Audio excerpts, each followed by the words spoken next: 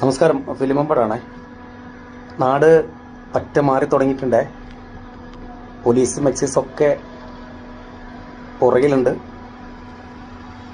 ഓരോ മക്കളുള്ള ഓരോ പോലീസ് ഉദ്യോഗസ്ഥനും, ഓരോ എക്സൈസ് ഡിപ്പാർട്ട്മെൻറ്റ് ഓരോ ഉദ്യോഗസ്ഥനും ഇതിൻ്റെ പുറകിൽ ചങ്ക് പറിച്ചതിൻ്റെ പുറകെയുണ്ട്.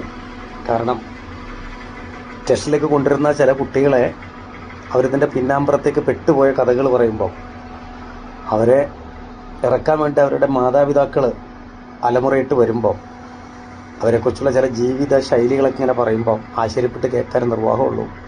അതുകൊണ്ട് വേദനയോട് പറയുകയാണ്, ശബ്ദം കേൾക്കുന്നത് നിങ്ങൾ കണ്ണും കാതൊക്കെ തുറന്നിരിക്കുക.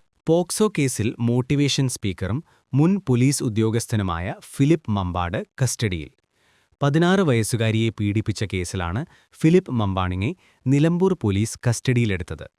മോട്ടിവേഷൻ സ്പീക്കറും സോഷ്യൽ മീഡിയ ഇൻഫ്ലുവൻസറുമാണ് ഫിലിപ്പ് മമ്പാട്.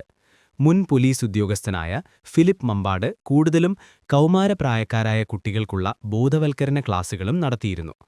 16 വയസ്സുകാരിയെ പീഡിപ്പിച്ചെന്ന പരാതിയിലാണ് പോക്സോ കേസിൽ ഇയാൾ പിടിയിലായത്. കേസിന് ആസ്പദമായ സംഭവം നടന്നത് 2022 സെപ്റ്റംബറിലാണ്. കോഴിക്കോട് ചേവായൂർ സ്വദേശിയായ 16 വയസ്സുകാരിക്ക് നേരെയായിരുന്നു ലൈംഗികാതിക്രമം നടന്നത്. ഇന്നലെ രാത്രി വൈകിയാണ് ഇയാളെ കസ്റ്റഡിയിലെടുത്തത്.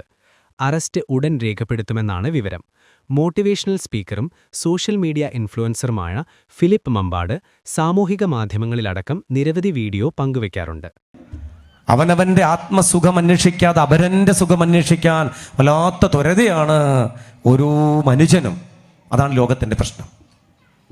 പക്ഷെ നമുക്കൊരു ദുരന്തം വരുമ്പോൾ നമ്മൾ അത് ഹൃദയത്തിലേറ്റും.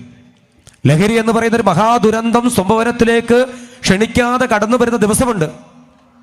അതൊന്നും നമ്മൾ പ്രതീക്ഷിക്കേണ്ട. മകളിലൂടെ ഉറ്റവരിലൂടെ ഒക്കെ ലഹരി എന്ന് പറയുന്ന മഹാദുരന്തം, ആ സ്വത്വം വീടിനകത്തേക്ക് കടന്നു വരും.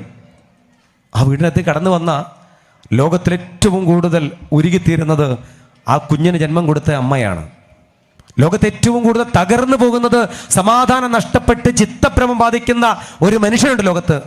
അത് ആ കുഞ്ഞിന്റെ ഉപ്പയായിരിക്കും, അപ്പനായിരിക്കും, അച്ഛനായിരിക്കും.